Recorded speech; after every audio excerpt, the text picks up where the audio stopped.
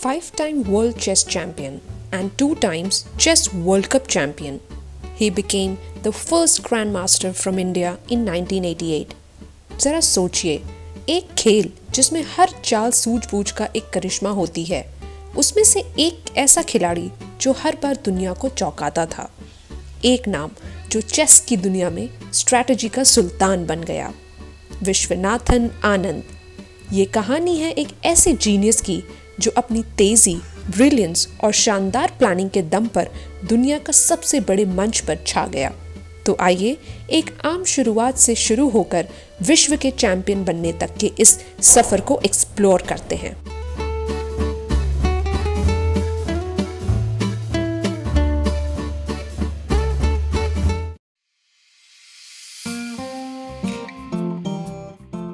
विश्वनाथन आनंद का जन्म 11 दिसंबर 1969 को तमिलनाडु में हुआ। आनंद का परिवार अगले कुछ साल बाद चेन्नई शिफ्ट हो गया, जहां उनका बचपन बीता।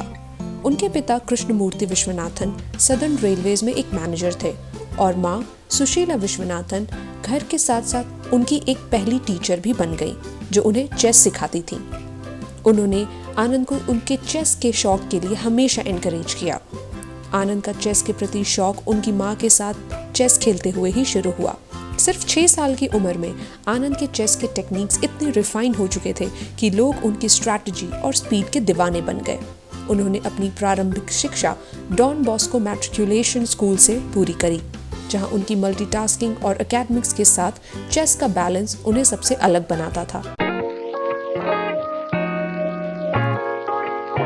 आनंद का चेस करियर उन्होंने तमिलनाडु स्टेट जूनियर चैंपियनशिप में जीतकर शुरू किया। सिर्फ 14 साल की उम्र में उन्होंने 1983 में national sub junior chess championship का टाइटल जीत लिया। इस जीत के बाद आनंद ने कभी पीछे मुड़कर नहीं देखा। उनके फास्ट कैलकुलेशन और क्विक थिंकिंग ने उनका नाम लाइटनिंग किड रख दिया। 1987 में आनंद ने FIDE world chess junior championship जीतकर भारत के लिए पहला गोल्ड मेडल जीता और उन्होंने एक नया एरा शुरू किया। सिर्फ 18 साल की उम्र में वो भारत के पहले ग्रैंड मास्टर बन गए, जो उनकी काबिलियत और कमिटमेंट का प्रतीक था।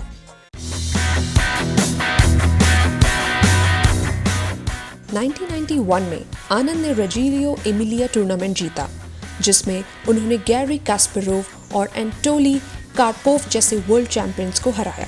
इस टूर्नामेंट के बाद आनंद का नाम चेस के मैदान में छा गया। आनंद का सबसे बड़ा मोमेंट 2000 में आया, जब उन्होंने क्लासिकल वर्ल्ड चेस चैंपियनशिप जीती। ये जीत भारत के लिए एक हिस्टोरिक मोमेंट था। आनंद ने 2008, 2010 एंड 2012 में अपने टाइटल को डिफेंड किया, जो उनकी एक कंसिस्टेंसी और जीनियस माइंडसेट को दिखाता है।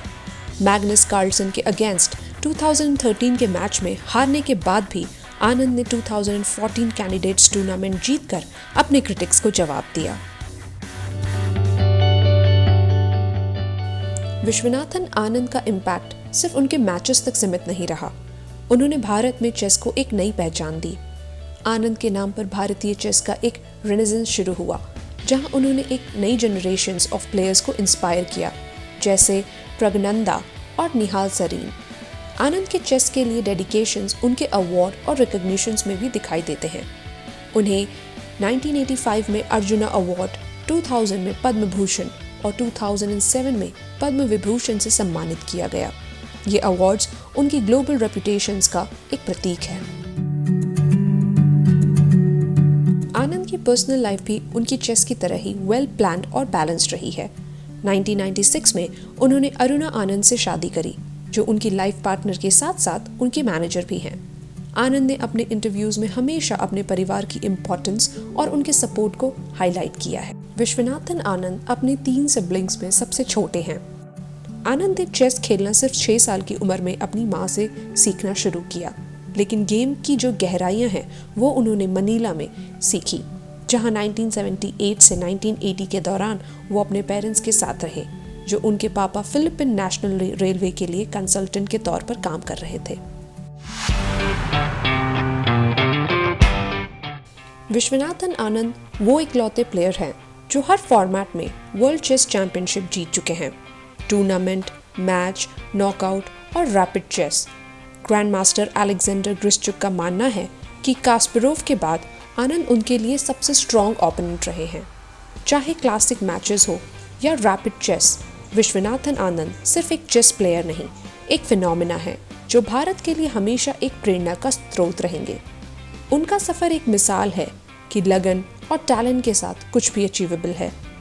आनंद ने भारत को सिर्फ एक ग्लोबल चेस हब नहीं बनाया, बल्कि हर भारतीय को ये सिखाया कि ड्रीम्स को कैसे रियलिटी में बदला जाए। अगर आपको ये कहानी इंस्पिरेशनल लगी हो तो इसे लाइक और शेयर ज़रूर करें। सब्सक्राइब करें हमारे चैनल को। मिलते हैं अगले वीडियो में।